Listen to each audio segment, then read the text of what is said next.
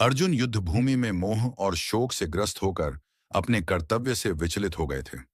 जब उन्होंने देखा कि उन्हें अपने ही गुरु, द्रोणाचार्य, पितामह, भीष्म, भाई बंधु और रिश्तेदारों के खिलाफ युद्ध करना है, तो उनके मन में दुविधा उत्पन्न हो गई। उन्होंने धनुष छोड़ दिया और कहा कि वे इस युद्ध में नहीं लड़ सकते। अर्जुन ने कहा, हे कृष्ण, मैं अपने ही सगे संबंधियों को मारकर कोई सुख नहीं देखता। मुझे इस युद्ध में कोई जीत नहीं चाहिए। मुझे राज्य, सुख और जीवन से भी ज्यादा प्रिय मेरे परिवारजन हैं। पहला कर्तव्य और धर्म का बोध। श्री कृष्ण ने समझाया कि अर्जुन का धर्म, क्षत्रिय धर्म, न्याय के लिए युद्ध करना है। अगर वे युद्ध से पीछे हटते हैं तो यह कायरता होगी। 2. आत्मा अमर है।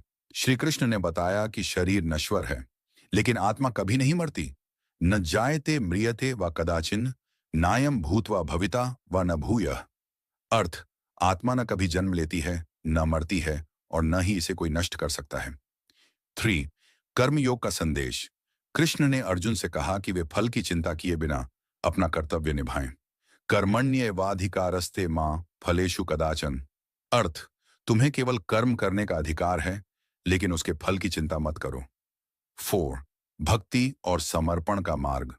कृष्ण ने कहा कि जो भी पूरी श्रद्धा और समर्पण के साथ उनकी शरण में आता है, वे उसका उद्धार करते हैं। सर्वधर्मान परित्यज्य मामेकम शरणम व्रज। अर्थ, सभी धर्मों को छोड़कर मेरी शरण में आओ, मैं तुम्हें सभी पापों से मुक्त कर दूंगा।